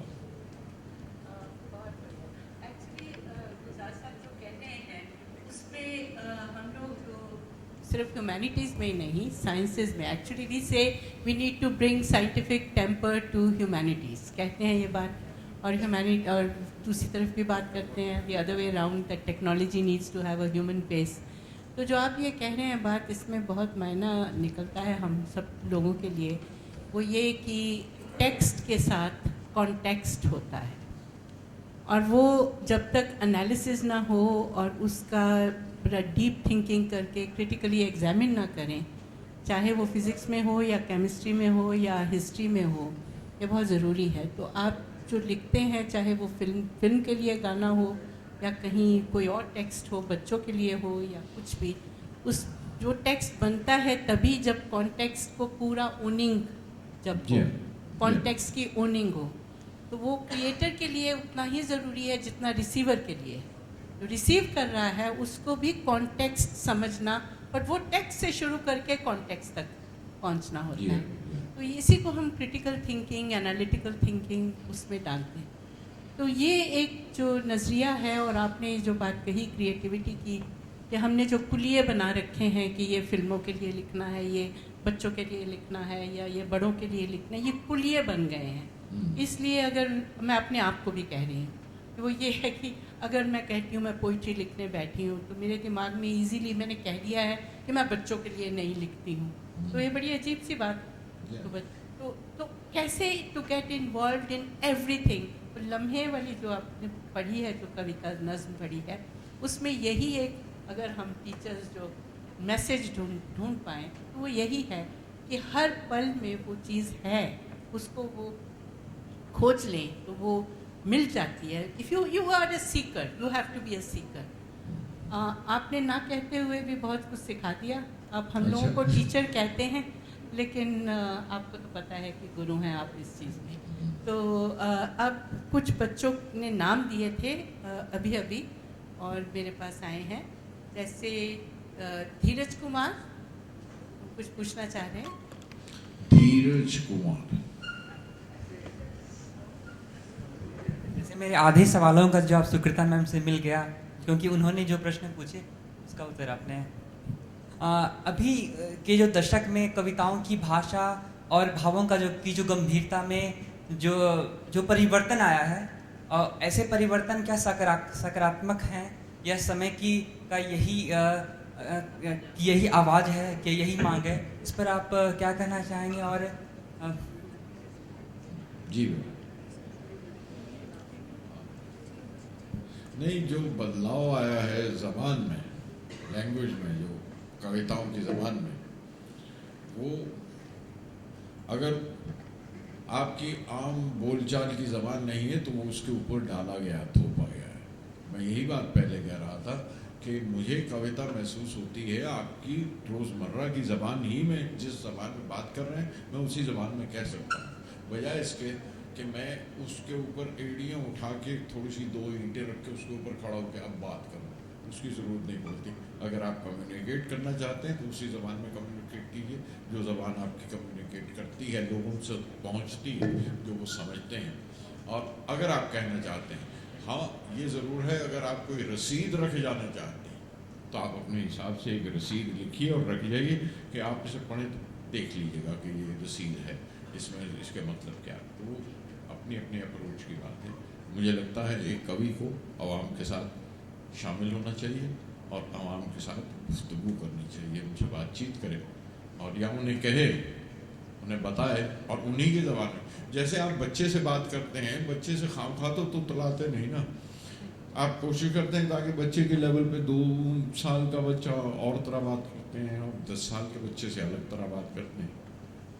तो आप जिस सोहबत में हैं उस सोहबत के हिसाब से ज़बान का चुनाव करेंगे। हाँ, आप कुछ नज़में ऐसे भी होते हैं कि जिनके इंटरप्रिटेशन बहुत मुश्किल होते हैं, शायद वो गुरुजन के साथ बैठ के बातचीत करते हुए लिखी गई, लेकिन मुझे कविता, अपनी कविता की बात कर सकता हूँ कि वो महसूस होती है कि कम्युनिकेट कर रही है, ये बातचीत कर रही है, ये पहुँच रही है या नहीं पहुँच रही है।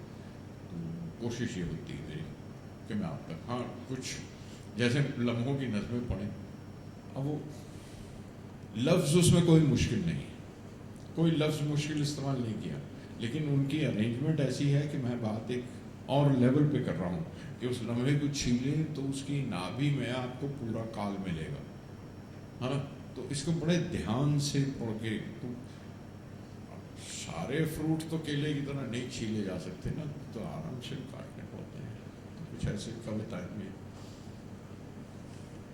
वानी,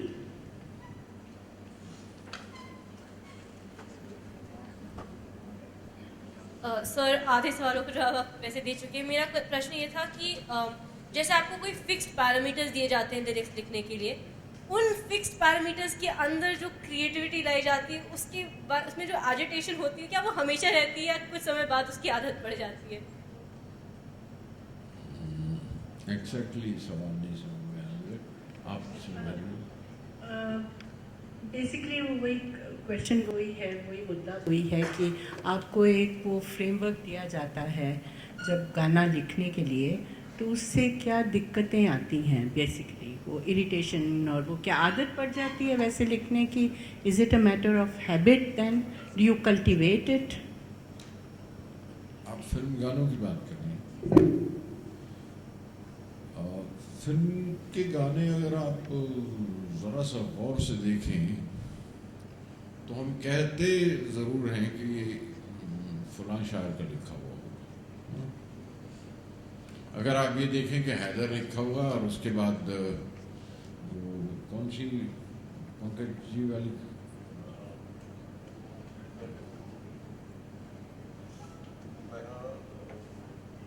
मटरू की,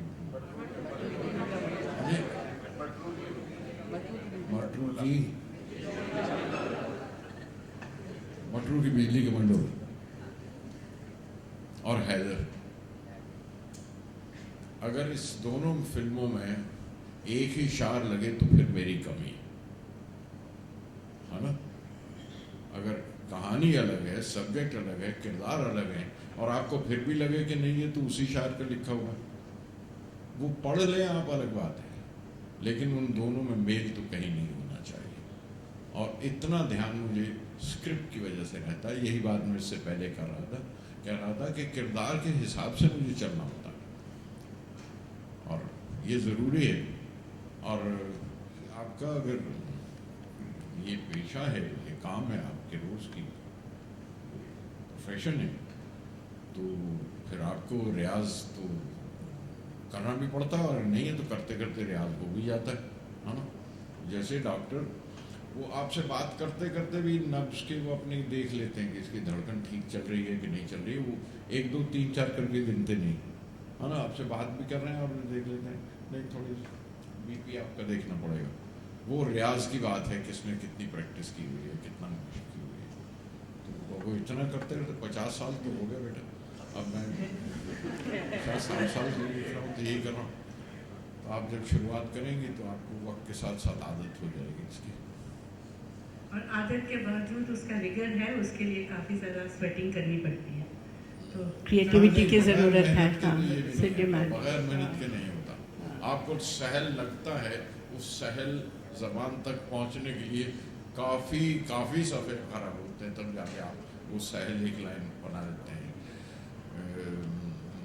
मुझको चुप रहने तो बस उदास होना है। ये लाइन कहने के लिए आपको बड़े रियाज की ज़रूरत होती है, ये इतनी आसानी से नहीं आता। इनोवेशन आसानी से नहीं होती है। एक और ले सकते हैं, तो this is in order Gitanjali. Alright, Dinesh ji ने ख़ास तौर पे कहा था कि स्टूडेंट्स को मौका ज़रूर देना, और टीचर्स ने सारे देख लीजिए आप लोग, सब टीचर्स ने अपने मौके लगा लिए, स्टूडेंट्स को मौका नहीं मिला। मनीष कुमार, छोटा सवाल ताकि हो सके और दो पे। थोड़ा एक लम्हा शेयर करना चाहता हूँ, जिसने मुझे गुलजार साहब का चाहने वाला बना दिया।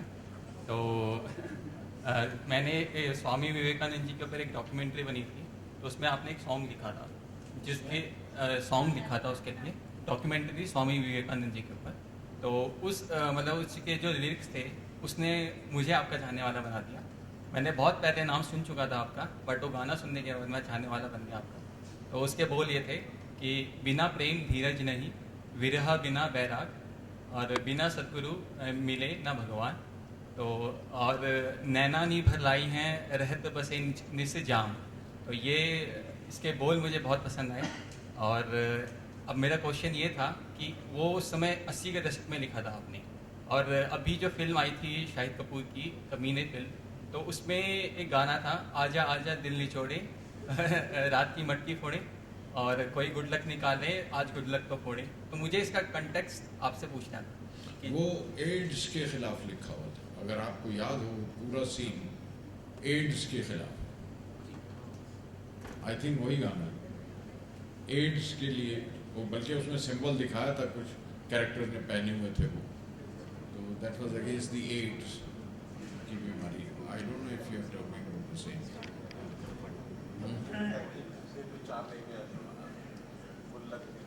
हाँ, गुल्लक जानते हैं आप।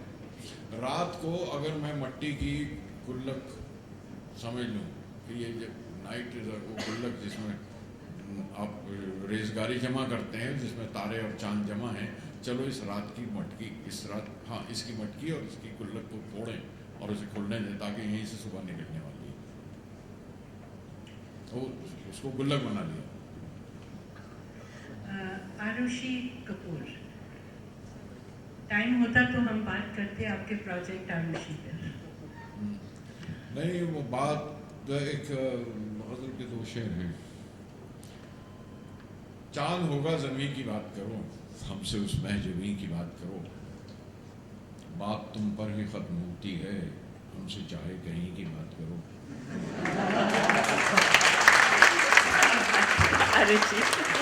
होता है कि बात फिल्म पर ही ख़त्म होती है, चाहे कहीं। लेकिन फिल्म भी तो एक बहुत सीरियस सब्जेक्ट है। That's the easiest thing for students to watch, because किताबें नहीं पढ़ी। हाँ, ये भी बात है। हाँ। मेरी आपसे एक रिक्वेस्ट है कि अगर आप अपना पोइट्री का पैशन एक फॉर्म ऑफ पोएम सुना सकें।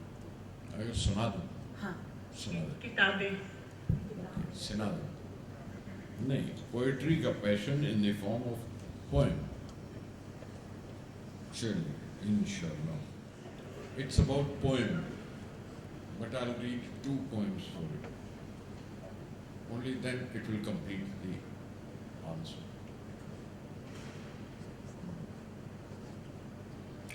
जगह नहीं और डायरी में ये एस्ट्रे पूरी भर चुकी है। अब ये it's a matter of getting into it. जगह नहीं और डायरी में ये एस्ट्रे पूरी भर चुकी है, भरी हुई है जले बुझे अध कहे ख्यालों की राख बू से। ख्याल पूरी तरह से जो कि जले नहीं थे, मसल दिया या दबा दिया था, बुझे नहीं वो, कुछ उनके टुकड़े पड़े हुए हैं। तो मैं क्या कश लगा रहा हूँ इस चीज़ का, वो नज़्म है, जिन नज़मों के, जिन शेरों की कश लगा रहा हूँ उसकी बात कर रहा हूँ। जगह नहीं और डायरी में ये एस्ट्रे पूरी भर गई है, if I use it like that. भरी हुई है जले बुझे अद कहे ख्यालों की राखबू से। ख्याल पूरी तरह से जो कि जले नहीं थे, मसल दिया या दबा दिया था, बुझे नहीं। कुछ उनके टुर्रे पड़े हुए हैं, बस एक दो कश ही लेके कुछ मिसरे रह गए थे। कुछ ऐसी नज़में जो तोड़कर फेंक दी थी, उसमें धुआं न निकले। Imagine a poem as a cigarette and my diary, a poem as the ashtray, and then followed. कुछ उनके टुर्रे पड़े हुए हैं, बस एक दो कश ही लेके कुछ मिसरे रह गए थे। कुछ ऐसी नज़में जो तोड़कर फेंक दी थी, उसमें धुआं न निकले, कुछ ऐसे अशार जो मेरे ब्रांड के नहीं थे। वो एक ही कश में खांस कर एस्ट्रे में घिस के बुझा दिए थे। इस एस्ट्रे में ब्लेड से काटी रातों की नब्ज से टपकते सियाह कतरे बुझे हुए हैं। You throw everything around in the ashtray. इस एस्ट्रे में ब्लेड से काटी रात की नब्ज से टपकते सियाह कतरे बुझे हुए हैं। छिले हुए चांद की तराशें जो रात भर छील छील कर फेंकता रहा।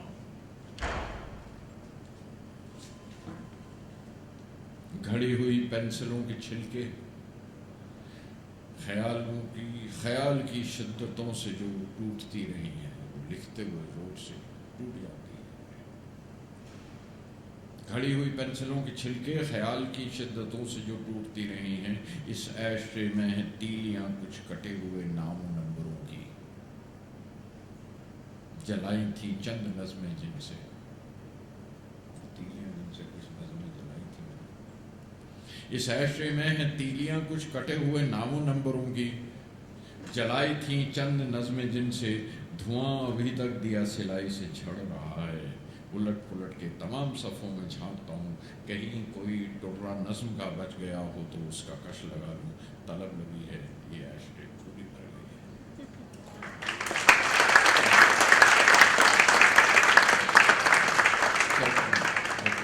I could explain the passion of the poem with which I write, लेकिन कुछ नज़में हैं जो अधूरी रह जाती हैं।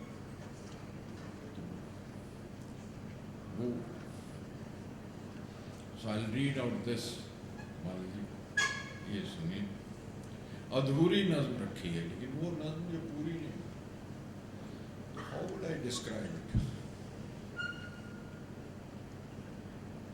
अधूरी नज़्म से कुएं में डोल डूबा और फिर ऊपर नहीं आया, गिरा ही खुल गई उसकी अधूरी नज़्म रखी है। That's one image.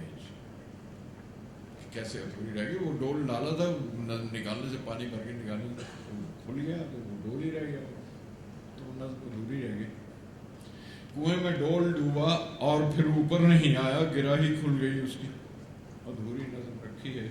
और लपक के मोड़ तक आया, बस एक दरवाज़ा देखा हिल रहा था, वो फिर बाहर नहीं आई, अधूरी नज़्म रखी है। वो है ना, सब होता है। लपक के मोड़ तक आया, बस एक दरवाज़ा देखा हिल रहा था, वो फिर बाहर नहीं आई, अधूरी नज़्म रखी है। और डबों की चाय में खाने लगा था खस्ता बिस्किट, वहीं पे रह गया वो जितना भीगा था, अधूरी नज़्म रखी है। These are the passions of the poem.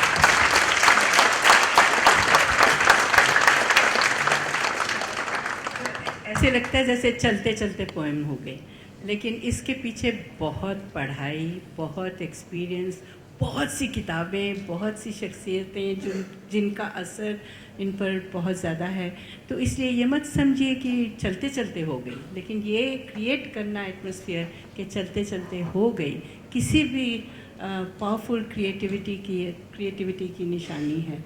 और आप सबको ये समझना पड़ेगा कि कुछ करने के लिए बहुत ज़्यादा पीछे काम होता है, डिग्रीज़ ज़रूरी नहीं है। गुलजार साहब के पास वैसे काफ़ी डिग्रीज़ पॉकेट में हैं, लेकिन वो कैसी डिग्रीज़ मिली हुई हैं जो काम के तहत मिली हैं, जो यूनिवर्सिटीज़ बुला बुला के दे रहे हैं।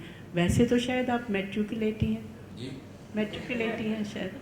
आपने सिर्फ 10वीं पास किया ना, कि उसके आगे कुछ पढ़े हैं? जी हाँ, वो बस वो पास हो गया, आगे फिर कॉलेज पास नहीं कर पाया। कॉलेज गया, भटकता रहा एक कॉलेज से दूसरे तक, यहाँ से स्टीफेंस में पढ़ा।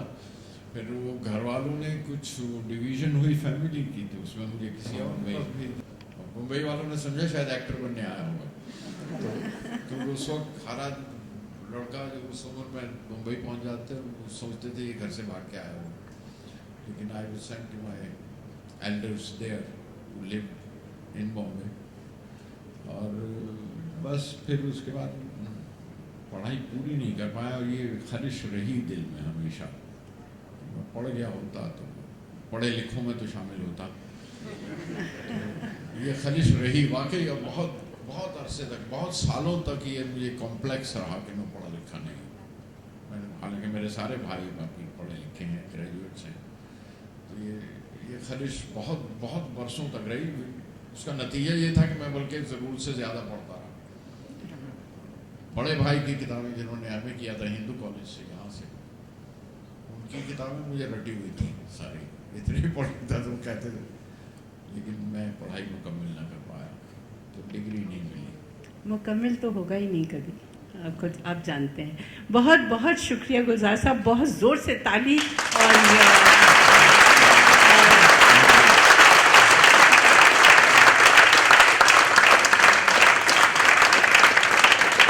और ऐसे बहुत से मुद्दे हैं जिस पे बहुत सी बातें और हो सकती हैं, तो गुलजार साहब बार बार आइए, और हम सब चाहते हैं कि ये डायलॉग जारी रहे। ये तो सिर्फ शुरुआत है।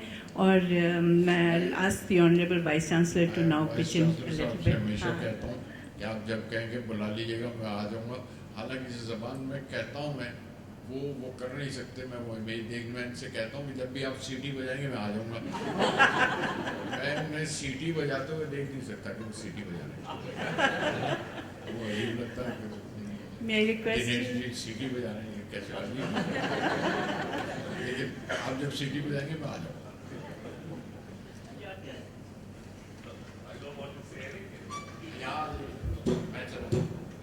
मुझे कुछ कहना नहीं है, मैं मज़ा किरकिरा नहीं करना चाहता। प्लीज़ आप तशरीफ़ रखें। We are all really grateful to Gulzar sahab. There are many extraordinarily endearing qualities about him that I have come to know. Sir, up, please. You know, his disarming humility, the fact that he never displays what he truly is inside him in any conscious manner. मैं काफ़ी जान चुका हूँ गुलजार साहब को, मेरा सौभाग्य रहा, तो मैं ये दावे के साथ कह सकता हूँ। But it's not just his humility, जो अंदर इनके समाया है उसके पीछे जो तपस्या है। मुझे बहुत पहले गुलजार साहब ने कहा था कि इन्होंने टैगोर को बहुत पहले बड़े गहराई से पढ़ा और प्रभाव पड़ा, रविन्द्रनाथ ठाकुर का प्रभाव पड़ा उनके ऊपर। But was it just Tagore that he red? और किस ह्यूमिलिटी से कह रहे हैं कि मैं पढ़ा लिखा नहीं हूं, मैं नहीं जानता कितनी PhDs हो चुकी हैं आप पे और कितनी और होंगी आगे आपके काम पे। तो ये ऐसे कहना हुआ कि कबीर अपढ़ थे या तुलसीदास अपढ़ थे, उनके पास तो कोई डिग्री नहीं थी। दूसरी बात जो गुलजार साहब की मुझे अत्यंत प्रिय है, जो अंदर गहराई में मुझे छूती है, सरल भाषा में हर चीज इतनी सरल भाषा में कहते हैं। आपने देखा, खुद बोल रहे थे, two of the greatest poets that I admire deeply, Kabir and Tulsidas, आम आदमी की भाषा में लिखा उन्होंने। तो सुंदर तो होता ही है, लेकिन एक समाज पे जो प्रभाव पड़ता है इन बातों का, ये एक बहुत बड़ी सर्विस है मानवता के लिए। सरल भाषा में लिखना हर किसी के हृदय को छू जाए। गुलजार साहब बिल्कुल उसी शैली में लिखते हैं। वह भी बहुत ही सराहनीय है, हम सबके लिए सीखने की बात है। Do not get into this game of fancy words, do not bring in hypocrisy, दिल की बात कहो। और जब गुलजार साहब बोलने लगते हैं तो मुझे प्रसाद की एक बड़ी सरल कविता सर याद आ जाती है। ले चल मुझे भुलावा देकर मेरे नाविक धीरे धीरे। वो भुलावा देकर ले चलते हैं हम लोगों को, सब तरफ मन करता है कि ये लम्हा जिसकी ये बात कर रहे थे, लम्हों की, ये लम्हा गुजरे ही नहीं, यूं जो का त्यों बना रहे, गुलजार साहब सामने रहे, जादू चलता रहे, हम सब उस नशे में खो जाए। और गुजारिश तो मैंने इनसे बहुत की, बार बार गुलजार साहब यहाँ तो बहला देते हैं, आप लोगों को लगता है कि बहुत समय है, आराम से हैं, अभी भी इनको हवाई जहाज में बैठना है, देर हो रही है। मुझे फैज याद आते हैं कि मिन्नत करते अर्ज गुजारते कितनी सदियां बीत गईं। हम सब ने यही इनका एक मंदिर सा बना रखा है, लेकिन तोहरे मंदिर में जो नहीं आया वो तो तुम ही थे।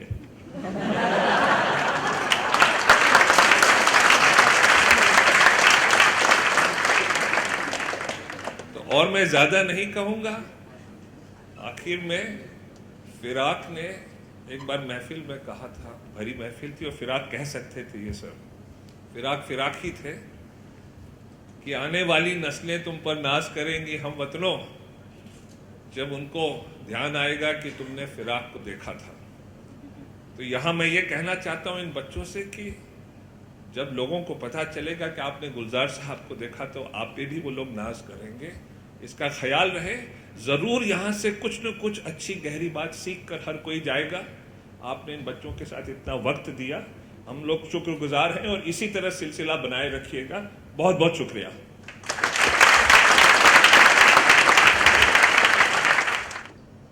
আবার আসিব ফিরে। So we can only request him to come back to CIC again. Thank you, sir.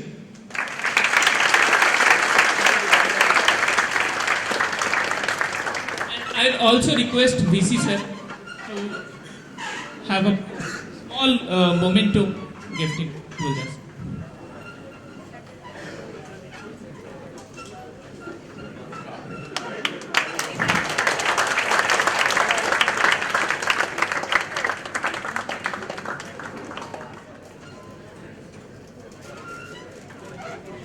Well, the gift is also a bit unusual.